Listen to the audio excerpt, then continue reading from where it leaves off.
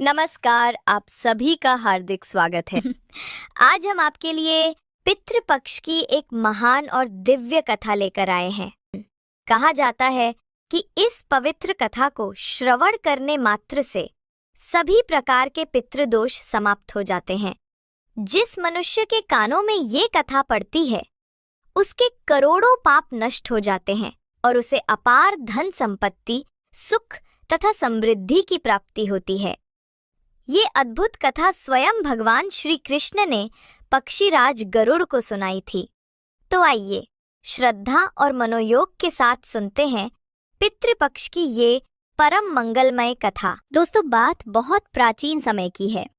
एक बार पक्षियों के राजा गरुड़ के मन में पितृपक्ष को लेकर गहरी जिज्ञासा उत्पन्न हुई।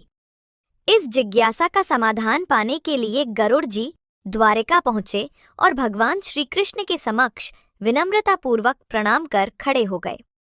भगवान श्री कृष्ण ने गरुड़ को स्नेहपूर्वक अपने समीप बैठने का संकेत किया। गरुड़ ने हाथ जोड़कर निवेदन किया, हे प्रभु, मेरी एक शंका है, कृपा करके बताइए, पितृपक्ष में यदि मनुष्य पितरों की पूजा करता है तो उसे क्या फल मिलता है? इन पवित्र दिनों में पितरों की प्रसन्नता के लिए कौन कौन से उपाय किए जाने चाहिए? भगवान श्री कृष्ण ने गरुड़ की ओर मुस्कुराकर देखा और बोले, हे गरुड़, तुमने अत्यंत उत्तम प्रश्न किया है। वास्तव में तुम्हारे प्रश्न में संपूर्ण मानव जाति का कल्याण निहित है। जो व्यक्ति श्रद्धा से पितरों को संतुष्ट करता है, उसके सभी दुख दोष स्वतः ही समाप्त हो जाते हैं। पितरों की पूजा करने से मनुष्य को अपने पूर्वजों का आशीर्वाद प्राप्त होता है। इस संदर्भ में एक प्राचीन कथा प्रचलित है जो मैं आज तुम्हें सुनाता हूँ। इसे ध्यान पूर्वक सुनो।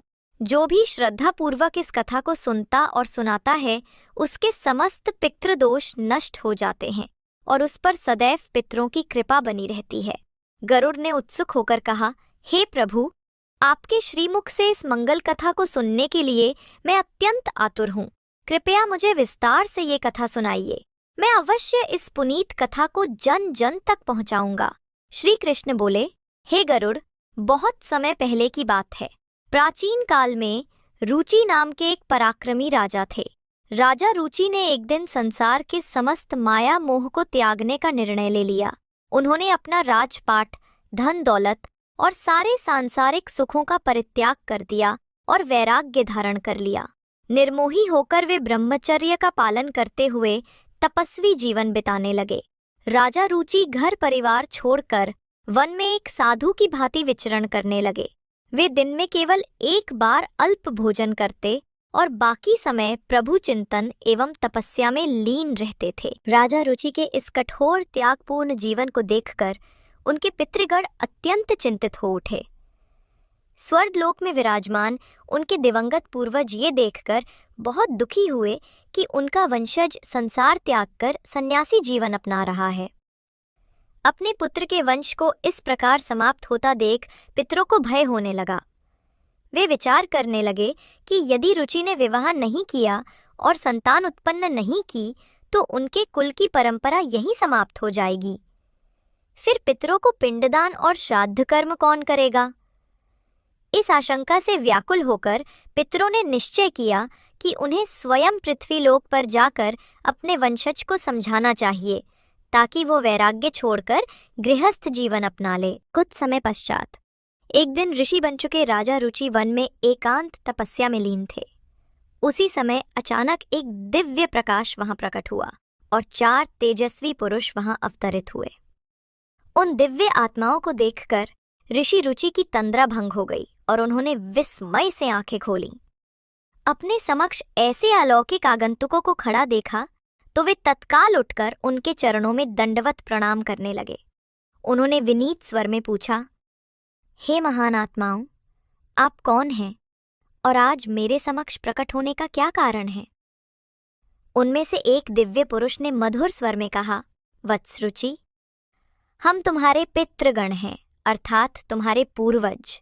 तुम्हारा वर्तमान आचरण देखकर हम अत्यंत दुखी हैं, इसलिए तुमसे मिलने आए हैं। अपने पूर्वजों को सामने खड़ा जानकर ऋषि रुचि की आंखें श्रद्धा से भर आईं। उन्होंने हाथ जोड़कर आदरपूर्वक कहा, हे पूज्य पितर देवों, आपके दर्शन से मेरा जीवन धन्य हो गया। कृपा करके ये बताइए कि मेरे किस व्यवहार से आप अप्रसन्न हैं?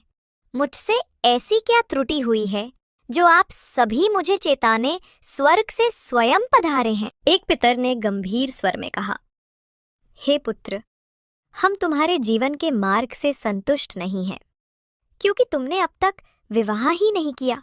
बताओ, तुमने गृहस्थ जीवन से मुंह मोड़ने का निर्णय क्यों लिया? विवाह करना और गृहस्थ आश्रम में प्रवेश करना मानव जीवन का परम कर्तव्य है। गृहस्थ आश्रम तो स्वर्ग एवं मोक्ष प्राप्ति का उत्तम मार्ग माना गया है।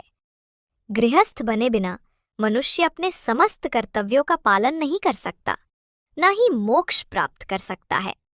दूसरे पितर ने समझाते हुए आगे कहा, हे वत्स, गृहस्थ जीवन में रहकर ही मनुष्य देवताओं, पितरों, ऋषि मुनियों और अतिथियों की सेवा भली भांति कर पाता है।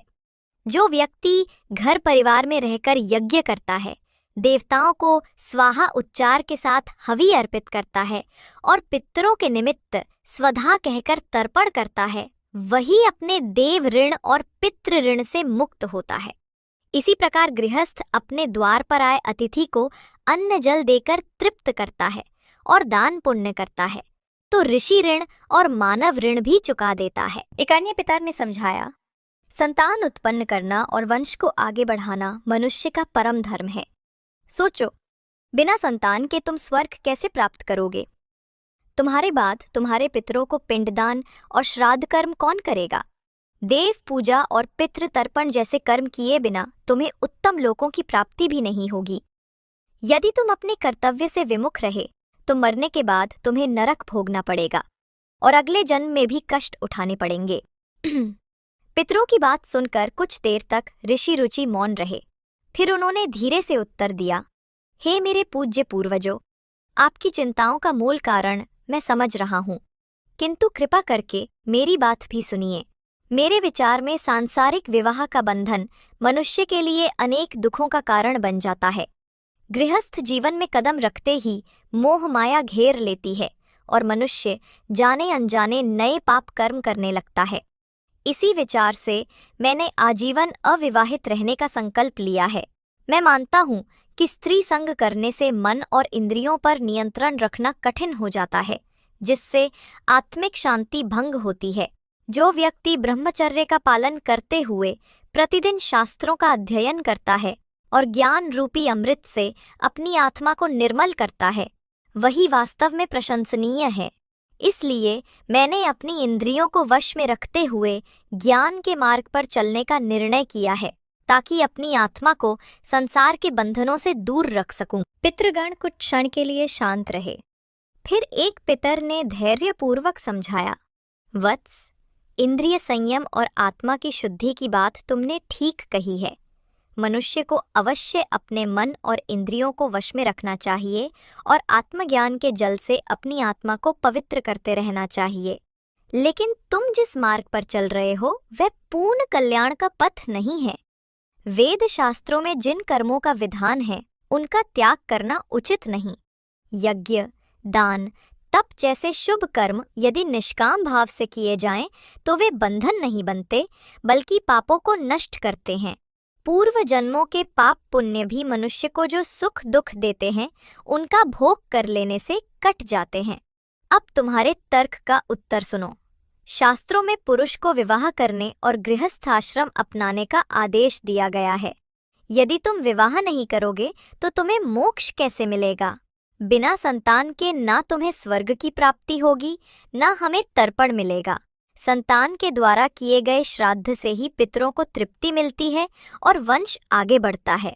अतः हे पुत्र, विधि पूर्वक विवाह करो और संतान उत्पन्न करो। यदि तुम ऐसा नहीं करते तो अब तक तुमने तप त्याग से जो भी पुण्य अर्जित किया है वह सब निष्फल हो जाएगा। हमारा वंश नष्ट होने से हम पितर भी अतृप्त रह जाएंगे। केवल संतान प्राप्त करके और उसका उचित पालन पोषण करके ही तुम हमें संतुष्ट कर सकते हो। पितरों के इन तर्कपूर्ण वचनों ने ऋषि रुचि का हृदय परिवर्तित कर दिया। उन्होंने अनुभव किया कि वास्तव में उनके पूर्वज सही कह रहे थे।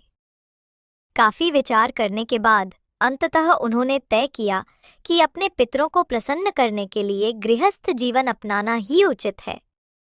इसके पश्चात ऋषि रुचि ने हाथ जोड़कर पितरों से निवेदन किया, हे पितृदेवों, आपने मुझे सन्मार्ग दिखाया है।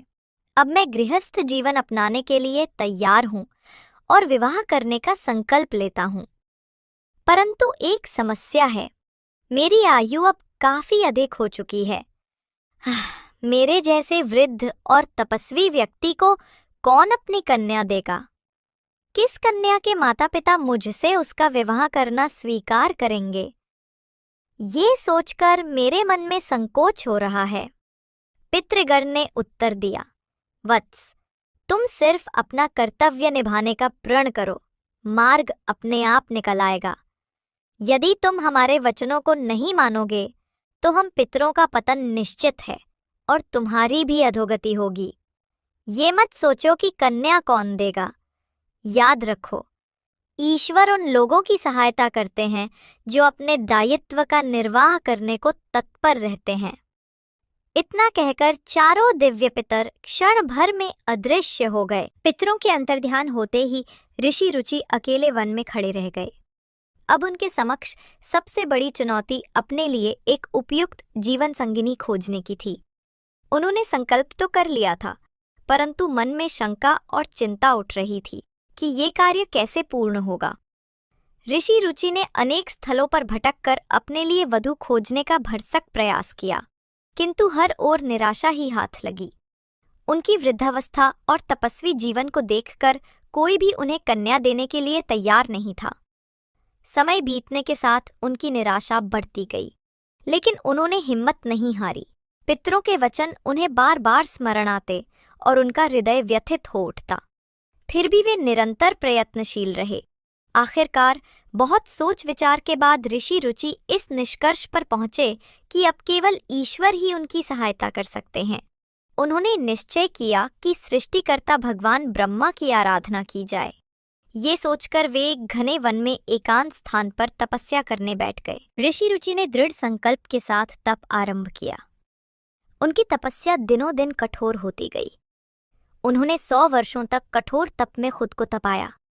उनकी तपस्या की ज्वाला इतनी प्रबल थी कि देवलोक तक उसकी ऊर्जा से कंपित होने लगा।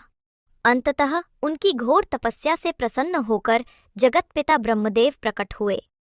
4 मुखों वाले ब्रह्मा जी अपनी पूरी दिव्य आभा के साथ प्रकट हुए और उनके आते ही सारा वन प्रकाश से आलोकित हो उठा। ब्रह्मा जी के दर्शन पाकर ऋषि रुचि गदगद हो उठे और उन्होंने झटपट उठकर आदरपूर्वक ब्रह्मदेव को प्रणाम किया। ब्रह्मा जी ने प्रसन्न होकर कहा, हे रुचि, तुम्हारी तपस्या ने मुझे संतुष्ट किया है। तुम्हारी लगन और धैर्य अनुकरणीय है। बताओ वत्स, तुम्हारी क्या अभिलाषा है?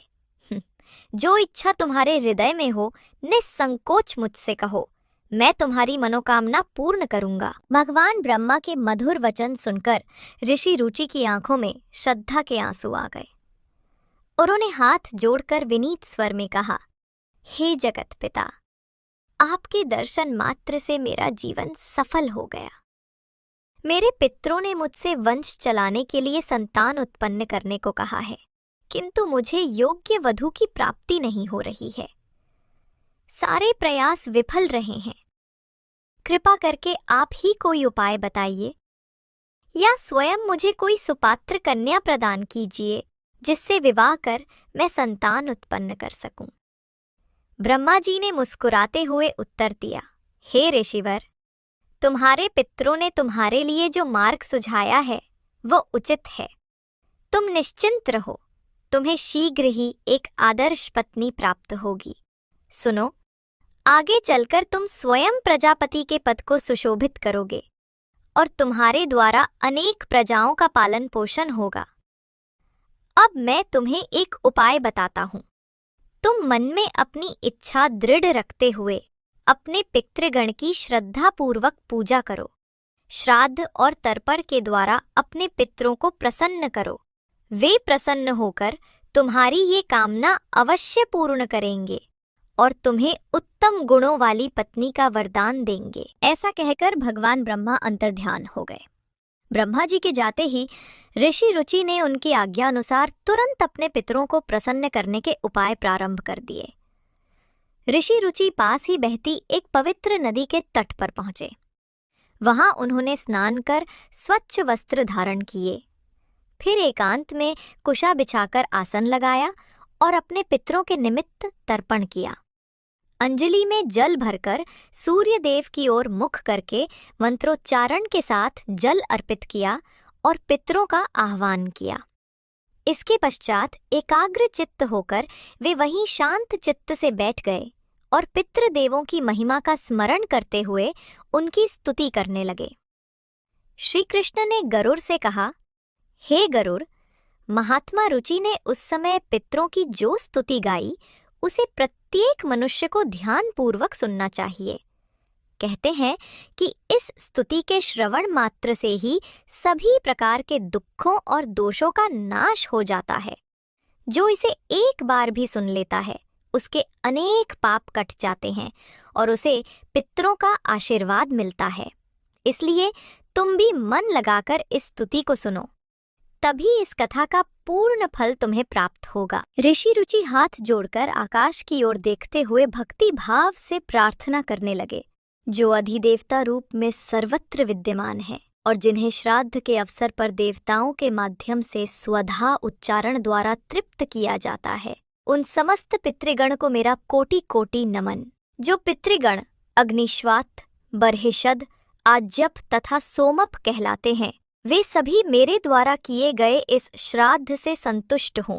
अग्निश्वात पितृ मेरी पूर्व दिशा की रक्षा करे, बर्हिषद पितर सदैव दक्षिण दिशा से मेरी रक्षा करे, आज्यप पितृ पश्चिम दिशा की और सोमप पितर उत्तर दिशा की रक्षा करे। समस्त पितृगण हम पर कृपा रखें और हमें राक्षस, भूत प्रेत, पिशाच जैसी दुष्ट शक्तियों के असर से बचाएं।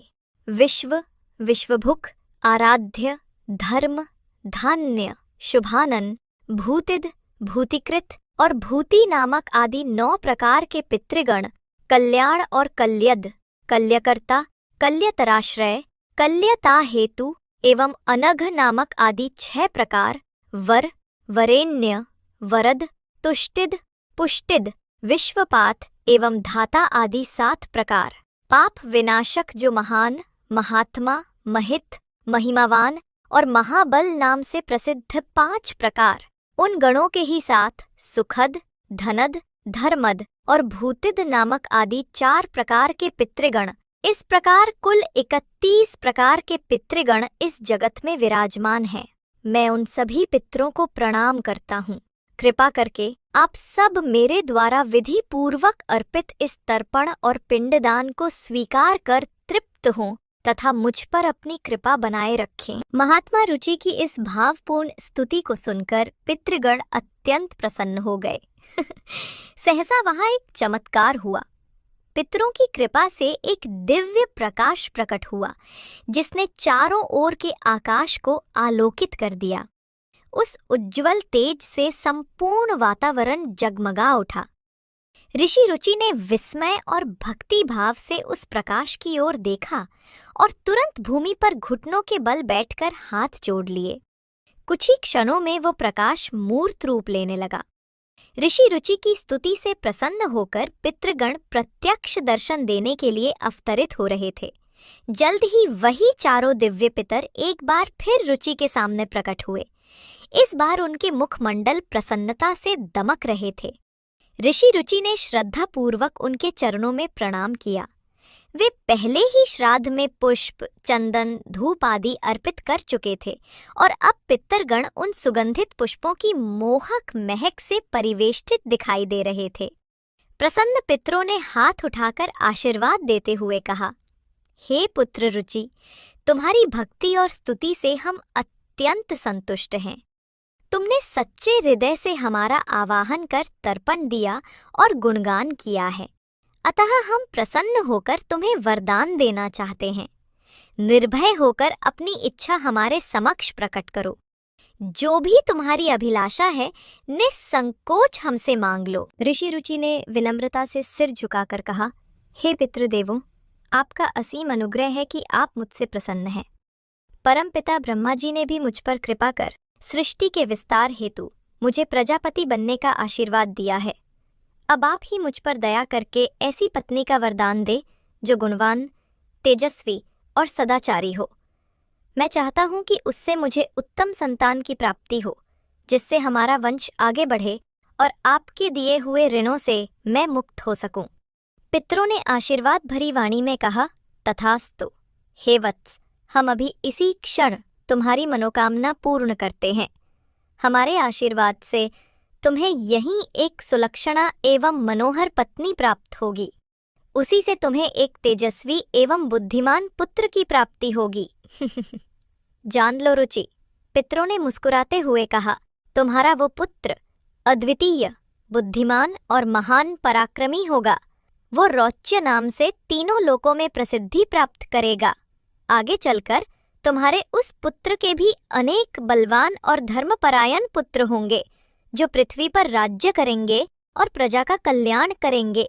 हमारा आशीर्वाद तुम्हारे वंश पर सदैव बना रहेगा। पितरों का वरदान मिलते ही निकट प्रवाहित नदी का जल तेज प्रकाश से जगमगा उठा। उसी प्रकाश के मध्य से एक दिव्य स्त्री प्रकट हुई, जिनका रूप अद्भुत तेजस्वी था। ये स्वर्गलोक की अप्सरा प्रमलोचा थी और उनके साथ एक अत्यंत सुंदर कन्या उपस्थित थी। प्रमलोचा ने महर्षि रुचि से कहा, हे तपस्वी श्रेष्ठ, मैं अप्सरा प्रमलोचा हूँ। समुद्र देव वरुण के पुत्र महर्षि पुष्कर के संग से मुझे ये अनुपम सुंदर कन्या प्राप्त हुई है। मेरी इस पुत्री का नाम मानिनी है और ये रूप एवं गुण में अद्वितीय है। आज मैं अपनी इस प्रिय पुत्री को आपकी पत्नी के रूप में समर्पित करती हूँ। कृपया आप मानिनी को स्वीकार करें। इससे आपको एक अत्यंत तेजस्वी पुत्र की प्राप्ति होगी, जो मनु नाम से विख्यात होगा। अप्सरा प्रमलोचा के वचन सुनकर ऋषि रुचि का हृदय कृतज्ञता से भर गया। उन्होंने पितृगण और प्रमलोचा को प्रणाम करते हुए मानिनी को सहर्ष पत्नी रूप में स्वीकार कर लिया। पितृगण के आशीर्वाद से वही ऋषि रुचि और मानिनी का विधि पूर्वक विवाह संपन्न हो गया। देवताओं ने प्रसन्न होकर पुष्प वर्षा की और वर वधू को आशीष दिया। प्रमलोचा ने अपनी पुत्री को गले लगाकर विदा किया और पितृगण भी वर वधू को आशीर्वाद देकर अपने लोक लौट गए। कुछ समय पश्चात मानिनी ने एक परम तेजस्वी पुत्र को जन्म दिया, जिसका नाम मनुरौच्य रखा गया। उस बालक ने युवा होकर अपनी बुद्धिमत्ता और पराक्रम से तीनों लोकों में अपने कुल की कीर्ति फैलाई और अपने कुल का गौरव बढ़ाया। इस प्रकार राजा रुचि का वंश आगे बढ़ा और उनके पितर पूर्णतः तृप्त व संतुष्ट हुए। दोस्तों, इस कथा से स्पष्ट होता है कि पितरों की पूजा और श्राद्ध कर्म का जीवन में अत्यंत महत्व है।